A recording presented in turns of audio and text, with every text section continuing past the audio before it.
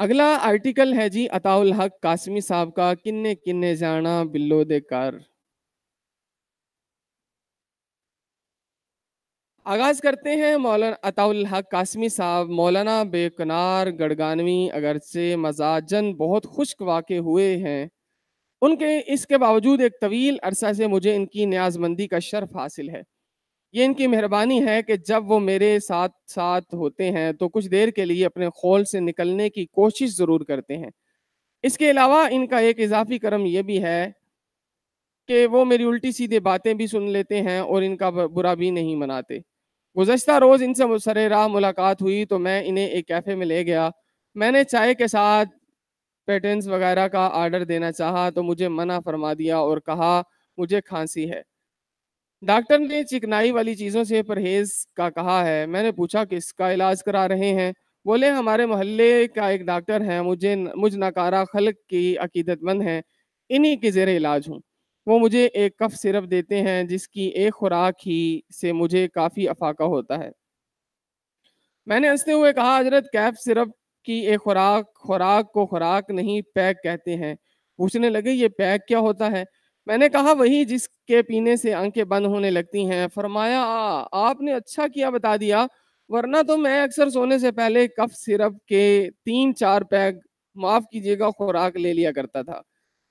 بیرا چائے لے کر آیا تو میں نے مولانا کو کہا حضرت بہت دنوں سے ایک سوال ذہن میں کلبلا رہا ہے مگر مجھے اس کا مناسب جواب نہیں ملتا۔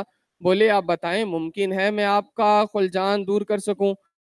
میں نے عرض کی اسلام میں تفریح کے حوالے سے کچھ لوگ کنفیوژن پھیلاتے ہیں، میں جاننا چاہتا ہوں سارے دن کی تھکاوٹ کے بعد اعصاب کو سکون دینے کے لیے کون سی تفریح اختیار کی جا سکتی ہے؟ بولے اعصاب کو سکون تو صرف اللہ کے ذکر ہی سے مل سکتا ہے۔ میں نے بجا فرمایا لیکن عبادت کو تفریح تو نہیں کہا جا سکتا۔ کہنے لگے آپ کی بات بھی صحیح ہے، چنانچہ اسلام نے ان تمام تفریحات کی اجازت دی ہے جو آپ کے اخلاق کو بگاڑنے والی یا اللہ کی یاد سے دور لے جانے والی نہ ہوں۔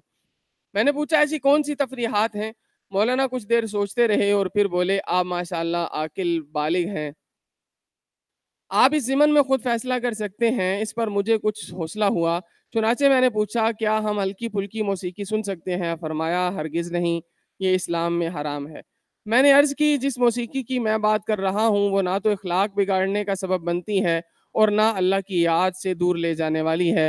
اور پھر مولانا جعفر شاہ پھلواری اور کئی دوسرے علماء نے موسیقی کی حلت کے حوالے سے بے شمار اسناد پیش کی ہیں۔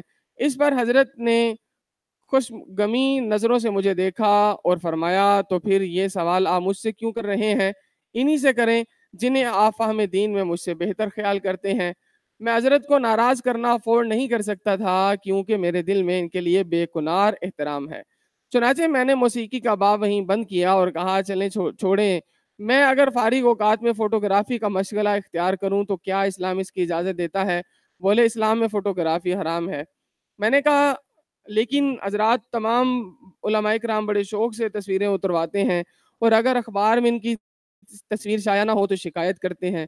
فرمایا علماء اپنے فعل کے خود ذمہ دار ہیں۔ اس پر مایوس ہو کر میں نے ان سے پینٹنگ، فلم بینی، سنگ تراشی اور میلوں ٹھیلوں کی رونقوں اور دیگر مشاغل کے بارے میں دریافت کیا، مگر ان سب کے بارے میں ان کا کہنا تھا کہ یہ تمام شیطانی کام ہیں۔ میں نے ڈرتے ڈرتے سوال کیا قبلہ اگر انسانی جذبوں کی تہذیب کرنے والے تمام فنون لطیفہ حرام ہیں تو پھر کسی سالے قسم کی تفریح کی نشاندہی ہی کر دیں تاکہ لوگ اپنے تمام دن کی تھکن اتار سکیں۔ اس پر حضرت نے فرمایا آپ عمدہ اور لذیذ کھانا کھا سکتے ہیں، کرکٹ کھیل سکتے ہیں اور اس طرح دوسری کھیلوں مثلا فٹ بال، ٹینس اور ہاکی وغیرہ میں حصہ لے سکتے ہیں۔ اسلام ان میں سے کسی تفریح کو حرام قرار نہیں دیتا۔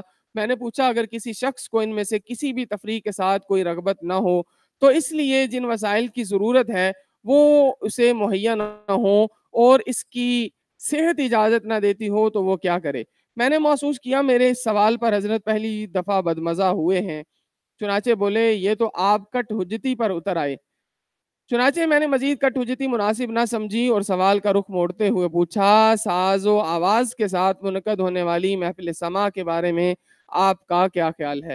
فرمایا یہ جائز ہے لیکن اس کے لیے قوال حضرات کا نیک پارسا اور متقی ہونا ضروری ہے۔ نئے شرکا بھی باوضو ہوں اور ان کے دل اللہ سے جڑے ہوئے ہوں۔ میں نے دل میں سوچا یہ تو اجازت نہ دینے والی باتیں ہیں۔ میرے ذہن میں ابھی اور بھی بہت سے سوال تھے جو میں نے حضرت سے کرنا تھے، لیکن اس درمیان اچانک ابرار الحق کا گانا کنے کنے جانا اے بلو دے گھر فضاؤں میں گونجنے لگا۔ میں نے گھبرا کر بہرے سے کہا بند کرو، یہ خرافات دیکھتے نہیں، قبلہ و کعبہ یہاں تشریف فرما ہے۔ اس پر یہ بدتمیز بہرہ ہنسا اور بولا جناب یہ گانا خود حضرت صاحب کے موبائل سے سنائی دے رہا ہے۔ میں نے حضرت کی طرف دیکھا تو انہوں نے دانت کچکچاتے ہوئے کہا اللہ جانے کس وقت بدبخت نے یہ رنگ ٹون میرے موبائل میں بھری ہے، شاید میرے بچوں میں سے کسی کی حرکت ہے، اللہ تعالیٰ معاف فرمائے۔ اور پھر وہ مجھے خدا حافظ کیے بغیر ریسٹورنٹ سے باہر چلے گئے۔ یہ تھا آج کا آرٹیکل عطاء الحق قاسمی صاحب کا کنے کنے جانا بلو دے کر۔ اگر آپ کو ہمارے ویڈیوز پسند آ رہی ہیں انہیں لائک کیجئے، شیئر کیجئے اور ہمارے چینل آرٹیکل وائس کو سبسکرائب کرنا ہرگز نہ بھولیے، کیونکہ آرٹیکل وائس چینل سے حاصل ہونے والی رقم جو ہے اس کی ساری ارننگ انشاءاللہ العزیز اسلام قبول کرنے والے یتیم غریب اور مسکین بچوں کی تعلیمی کفالت پر خرچ کی جاتی ہے۔ تو اگلے کالم کی طرف چلتے ہیں۔